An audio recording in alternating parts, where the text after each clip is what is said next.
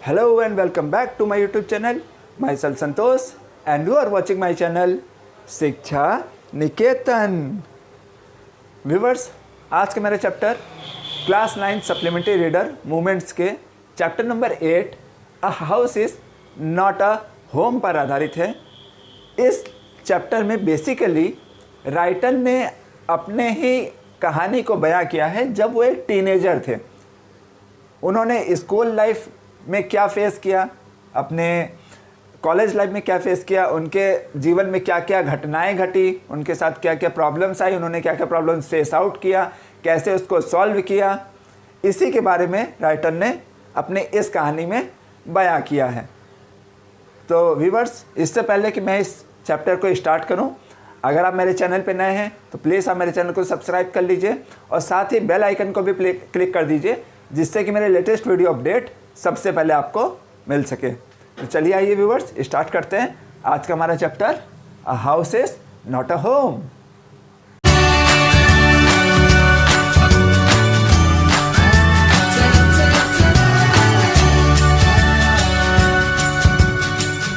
Actually इस chapter में writer ने अपने उन दिनों के बारे में बात की है, बताया है जब वो टीनेजर थे और हाई स्कूल फर्स्ट स्टैंडर्ड में उन्होंने इंटर किया था।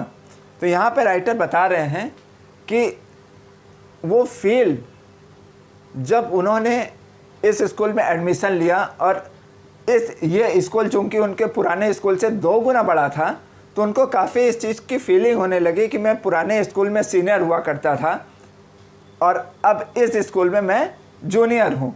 तो ये फील कहीं ना कहीं राइटर के मन में कुछ बुझा रहा था और सबसे ज़्यादा उनको दिक्कत इस बात की हो रही थी कि उनके जितने भी फ्रेंड्स थे वो कहीं ना कहीं दूसरे स्कूल में एडमिशन ले चुके थे और राइटर इस बड़े से स्कूल में सिर्फ अकेला था। हालांकि राइटर के जो पुराने टीचर्स, जो पुराने स्कूल के जो टीचर्स थे, वो राइटर को उन्होंने काफ़ी सिंपैथी दिया था, काफ़ी मोरल सपोर्ट किया था कि आप हमारे स्कूल के सीनियर स्टूडेंट रह चुके हो, आप जहाँ कहीं भी जाओगे अच्छे से आप वहाँ एडजस्ट हो जाओ, हम लोग हमेशा आपके सपोर्ट में हैं, आपकी जब भी मर्जी तब आके आप हमसे मिल सकते हो। तो ये तो उनके पुराने टीचरों ने राइटर को सपोर्ट के लिए ये वर्ड कहे थे, लेकिन राइटर इस चीज़ को जानता था कि ये सिर्फ टीचर मुझे मॉरल सपोर्ट कर रहे हैं, एक्चुअली में मुझे ही फेस आउट करना है इतने बड़े स्कूल को। तो अब इसी फीलिंग्स के साथ जब वो अपनी पढ़ाई को कंटिन्यू करते हैं, आगे बढ़ते हैं, तो आगे की कहानी में वो बता रहे हैं कि संडे का माहौल था और काफ़ी ठंड का दिन था, बर्फ़ वगैरह गिर रही थी। तो वो डाइनिंग टेबल पे बैठ के अपना होमवर्क कर रहे थे। उन्हीं के बगल में उनके जो पेट, जो कैट थी, वो खेल रही थी उनके पेपर्स पे, उनके पेन के साथ पेपर्स पे क्रॉलिंग कर रही थी, खेल रही थी, कूद रही थी। तो यहाँ पे राइटर बता रहे हैं कि ये वही पेट है जिसको कि राइटर ने रेस्क्यू करके बचाया था जब वो बहुत छोटी थी। और इस कैट को कहीं ना कहीं इस चीज़ का पता चल गया कि इसी व्यक्ति ने मेरी जान बचाई है, तो वो इनके प्रति काफ़ी वफादार थी। यहीं पर राइटर के जो मदर हैं वो अपने घर में, जहाँ पे लोग लकड़ी वगैरह जलाते हैं घर को गर्म करने के लिए, वहीं पर वो लकड़ी जला के घर को गर्म कर रही थी। राइटर बता रहे हैं कि यहाँ पर बैठ के वो बराबर लकड़ी का कोयला डाल के लकड़ियों से घर को जला के घर को गर्म कर रही थी, जिससे कि घर में गर्मी बनी रहे। तब सडनली ही राइटर अपना काम कर रहे थे, तब सडनली उनको ये फील हुआ कि घर में कुछ स्मेल टाइप की हो रही है।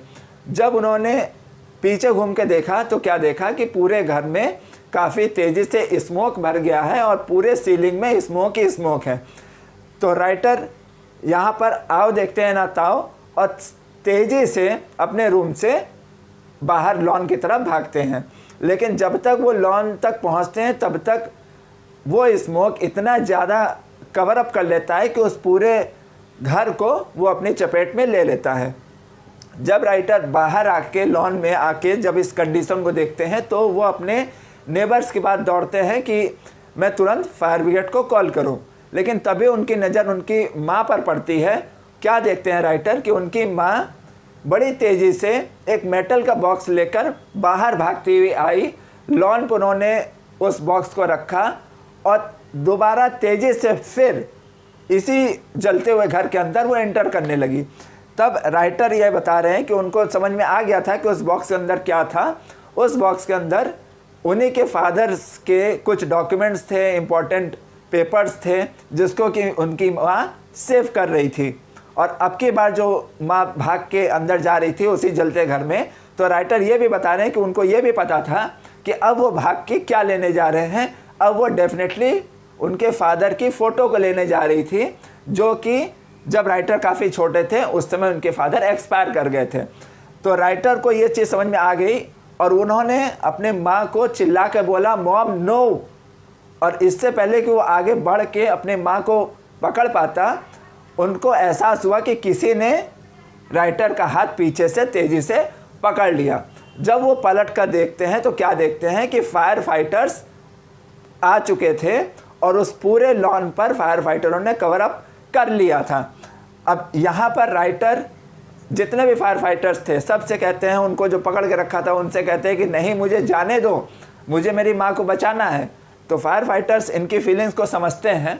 इससे राइटर से ये कहते हैं कि बेटा हम जानते हैं आपकी माँ अंदर है, बट आप परेशान मत हो, हमारे फायर फाइटर्स अंदर जा चुके हैं, वो आपकी माँ को सेफली बाहर तक ले आएंगे। और ये कह के राइटर को वो एक कंबल उड़ा देते हैं और अपने कार में बैठा देते हैं। तभी कुछ देर बाद राइटर देखते हैं कि उनकी माँ को फायर फाइटर्स बचा के सेफली बाहर की तरफ लेके तेज़ी से आ रहे थे। और लाने के बाद सडनली उन्होंने ऑक्सीजन का मास्क लिया और उनकी माँ के मुंह पे लगा दिया। तब राइटर भाग के आते हैं और अपनी माँ को हक करते हैं। उस समय राइटर को ये फील होता है, यहाँ पे राइटर ने एक अपनी मन की दशा भी बताई है कि उस समय राइटर को ये फील होता है कि जो भी मेरी माँ के प्रति गुस्सा था, नाराज़गी थी, मैं चिल्लाता था, वो सब राइटर भूल चुके थे। और सिर्फ उनको अपनी माँ का बस यही ख्याल था कि कहीं मेरे फादर एक्सपायर कर चुके हैं, कहीं मेरी माँ को भी कुछ ना हो जाए। इसीलिए वो रोते हुए आके अपने माँ को उन्होंने हक किया। यहाँ पे फायर फाइटर्स ने फिर राइटर को धाड़स बधाया और राइटर से ये कहते हैं कि बेटा आप परेशान मत हो, इन्होंने एक्चुअली आपकी माँ ने थोड़ा सा स्मोक इनहेल कर लिया है, इसीलिए हमने इनको ऑक्सीजन मास्क लगाया है, ये बहुत जल्दी ही अभी कवर कर लेंगे और आपसे बात भी करने लगेंगी। इस तरह और बता के फायर फाइटर अगेन उसे जलते घर की तरफ भागते हैं और उस घर की आग को बुझाने की बराबर कोशिश करते रहते हैं। फाइनली उस आग को बुझाने में 5 घंटे का समय लगता है और इन 5 घंटे तक राइटर और राइटर की माँ दोनों ही बैठ के असहाय लोगों की तरह अपने ही जलते हुए घर को देखते हैं और ये सोचते हैं कि क्या था और क्या हो गया।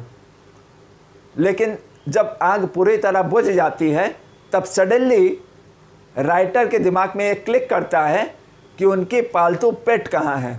और जब उनको ये ध्यान आता है कि मेरी पेट अंदर ही थी, तो एकदम बौखला से जाते हैं, रोने लग जाते हैं, चिल्लाने लग जाते हैं। सडनली उनके दिमाग में बहुत सारी चीज़ें घूमने लग जाती है कि मेरी हाई स्कूल की बुक्स अंदर थी, मेरे जूते अंदर थे, मेरे कपड़े अंदर थे, मेरे बैग्स अंदर थे, मेरी कैट अंदर थी और पता नहीं मेरी कैट जिंदा है या मर गई, उसे कुछ नहीं समझ में आ रहा था। वो यही सोच के चिल्ला के रोना चालू कर देते हैं और फिर से अंदर जाने की कोशिश करते हैं। लेकिन फायर फाइटर्स तब भी राइटर को रोक देते हैं और ये कहते हैं कि बेटा अभी भी माहौल अंदर का सेफ नहीं है, कुछ भी हो सकता है, आज की रात हम अंदर किसी को भी जाने की परमिशन नहीं देंगे। लेकिन फायर फाइटर्स ने एक भी बार राइटर से ये नहीं कहा था कि उनकी बिल्ली डेड थी, अलाइव थी, अंदर उसकी बॉडी मिली नहीं मिली। किसी ने भी उनके पालतू पेट के बारे में, पालतू कैट के बारे में जानकारी नहीं दी। इस वजह से राइटर काफ़ी हताश हो गए और फाइनली चूँकि अब उनके पास ना तो कोई क्रेडिट कार्ड था, ना उनके पास कोई मनी था, ना उनके पास कोई चीज़ें थी, कुछ भी ऐसा नहीं था जिससे कि वो कुछ बोरो कर सके या कुछ खरीद सके। तो फाइनली उन लोगों ने ये डिसाइड किया कि वो अपने ग्रैंड पेरेंट्स के पास शिफ्ट होंगे उस रात के लिए। तो वो अपने कार को निकालते हैं, राइटर ने अपना कार निकालते हैं, उसमें जो थोड़ा बहुत सामान जो उसकी माँ बचा पाई थी उसको रखते हैं। फायर फाइटर्स 2-4 कंबल देते हैं उसको रखते हैं, और वो उस कार को लेके अपने ग्रैंड पेरेंट्स के यहाँ निकल जाते हैं उस रात को स्टे करने के लिए, कि हम रात भर कम से कम ग्रैंड पेरेंट के यहाँ स्टे कर सके। अगला दिन सोमवार का था और राइटर बताते हैं कि अब उनको अगले दिन स्कूल जाना था, लेकिन राइटर ने वही कपड़े पहने हुए थे जो एक दिन पहले यानी कि संडे को वो चर्च पहन के गए थे, और अब उनके पास शूज़ भी नहीं था, क्योंकि उसी दिन आग लगने के ठीक पहले उन्होंने वो शूज़ उतार के उसी रूम में रख दिया था जहाँ पर कि वो पढ़ाई कर रहे थे। तो अब उनके पास स्कूल जाने के लिए ना तो ड्रेस था और ना ही शूज़ था, इवन बैग भी नहीं था, किताबें भी नहीं थी, कोई होमवर्क भी नहीं था, कोई नोटबुक भी नहीं था। तो राइटर अपने आंटी से स्पोर्ट्स शू बोरो करते हैं और उसी को पहन के, वही एक दिन पहले के ड्रेस को पहन के वो स्कूल की तरफ जाते हैं। लेकिन जाने से पहले वो अपनी माँ से पूछते हैं कि क्या आज स्कूल जाना ज़रूरी है, लेकिन उनकी माँ कोई भी रिप्लाई नहीं करती। तो राइटर को ये चीज़ बहुत फील होता है, बहुत राइटर एम्बैरस फील करता है, और स्कूल जाते हुए वो यही सोचते हैं कि मेरे पास ना तो ड्रेस है, ना मेरे पास शूज़ है, ना बैग है, ना बुक्स है, ना नोटबुक है, ना कोई होमवर्क है, और मैं ऐसे ही स्कूल जा रहा हूँ। तो अगर मुझे ऐसे ही स्कूल जाना है, ऐसे ही बड़ा होना है, ऐसे ही अगर रहना है, तो मुझे बड़ा नहीं होना, मुझे आगे पढ़ाई नहीं करनी, इससे अच्छा मैं मर जाऊँ, वो ज़्यादा बेटर है। लेकिन ऐसे इस तरह से मैं बड़ा होना नहीं चाहता। तो यही सोच के जब वो स्कूल में इंटर करते हैं तो पूरे स्कूल में उनको ऐसा फील होता है कि जैसे वो एक ज़ॉम्बी हो। यहाँ पे ज़ॉम्बी वर्ड यूज़ किया गया है, मतलब वो ये फील कर रहे हैं कि वो जैसे एक चलती फिरती आत्मा है, यानी कि आप ये कह सकते हैं कि वो अपने आप को मरणासन्न जैसा मान रहे हैं, चलती फिरती लाश जिसको आप कह सकते हैं। तो यहाँ राइटर कह रहे हैं कि वो अपने आप को एक चलती फिरती लाश मान रहे हैं, और उस पूरे स्कूल में वो ऐसे घूम रहे हैं जैसे कि कोई चलती फिरती लाश घूम रही हो। सारे उसके फ्रेंड्स, सारे उनके फ्रेंड्स, सारे उसके स्कूल के फ्रेंड्स, टीचर्स उनको उस तरह से देख रहे हो जैसे कि वो बड़े अजीब से हो। राइटर यहाँ पे बड़े अपने आप को वायर्ड फील कर रहे हैं, अपने दोस्तों के सामने, अपने टीचर्स के सामने अपने आप को बड़ा वायर्ड फील करते हैं। उस दिन स्कूल एंड के बाद जब वो लौटते हैं तो रास्ते में उनका घर पड़ता है। अपने घर को वो देखते हैं तो क्या देखते हैं कि आग तो बुझ चुकी होती है, लेकिन उनका घर पूरी तरह से जल के राख हो चुका होता है।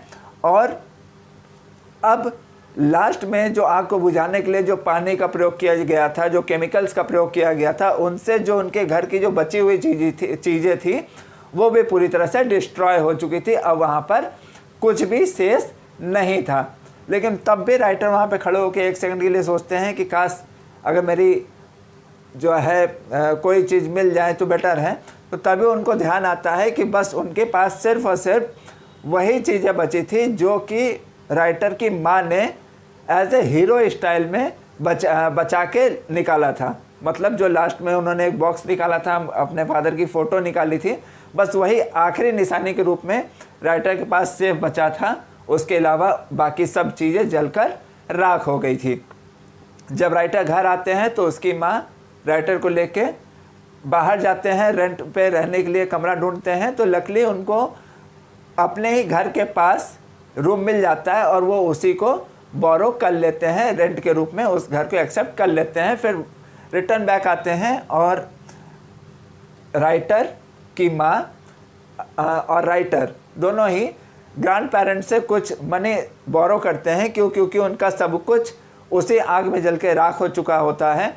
ना तो राइटर के पास कोई एटीएम है, ना तो कोई कैश है। इवन राइटर और उनकी माँ का आइडेंटिफिकेशन तक जो है उस आग में जल के खाक हो चुका होता है, जिस वजह से उनको अपने ग्रैंड पेरेंट्स से कुछ बोरो करना पड़ता है। कुछ मनी वो बोरो करते हैं और फिर इवनिंग को जाके वो कुछ स्कूल के ड्रेस वगैरह परचेज़ करते हैं जिससे कि वो स्कूल जा सके, और जो रेंट पे वो रूम लेते हैं उस रेंट के होल्डर को वो पे कर सकें।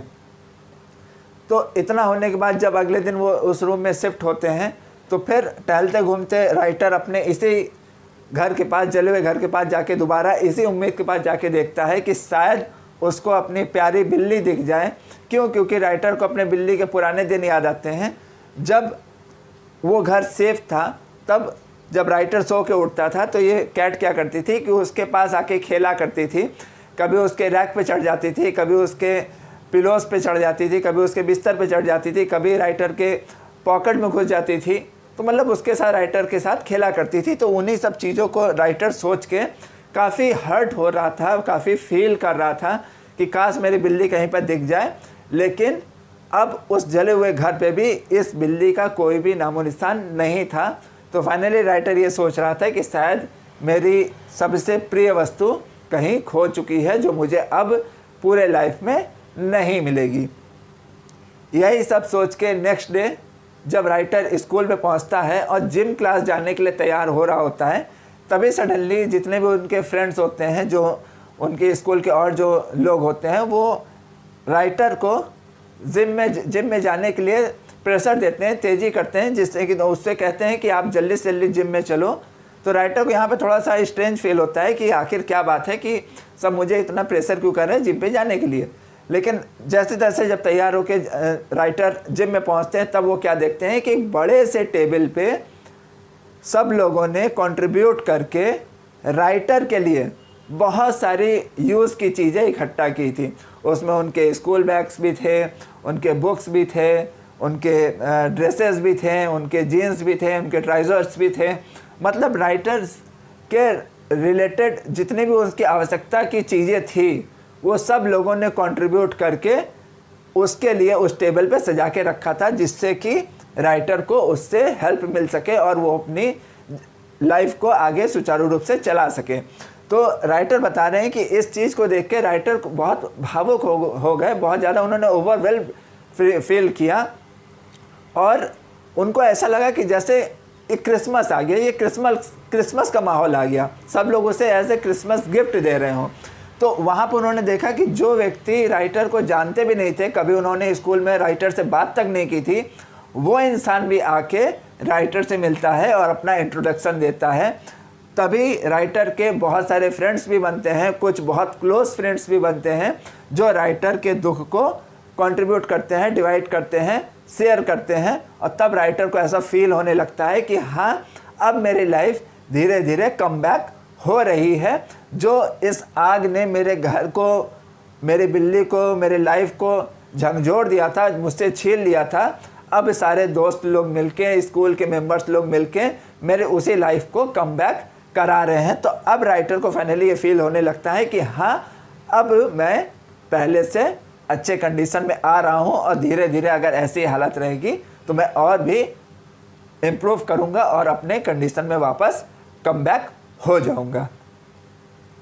अब राइटर आगे बता रहे हैं कि इस घटना को 1 महीना बीत चुका था और अब राइटर उसी घर में बैठे हुए थे और उस घर को बनता हुआ देख रहे थे, जो घर आग में बुरी तरह से जल चुका था।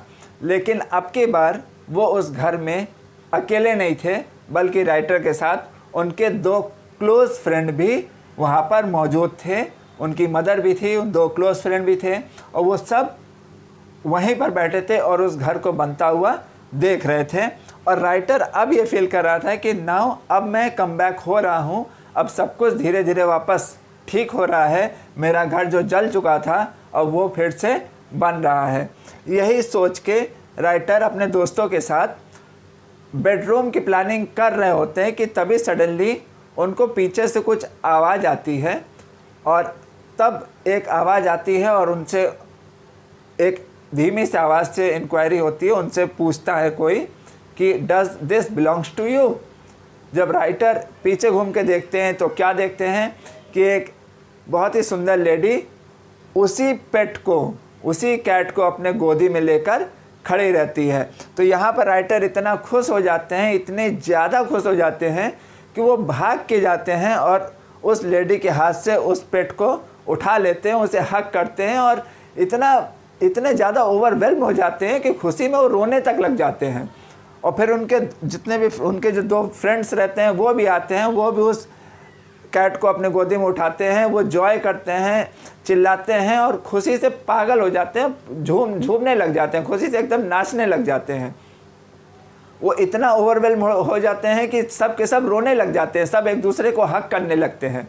तब फाइनली वो लेडी बताती है कि कैसे जब उस घर में आग लग गई थी तो यही कैट उस आग के डर की वजह से उस घर से लगभग 1 मील दूर जाके खड़ी हो गई थी। और उस लेडी ने उस कैट को जब देखा था तो उसके गले के कॉलर पर इनका कॉल नंबर, इनका मोबाइल नंबर लिखा हुआ था, लेकिन दुर्भाग्य से चूंकि घर जल जाने की वजह से इनका सब कुछ नष्ट हो गया था, जिस वजह से लेडी उस समय कॉल करके भी कॉल नहीं कर पाई।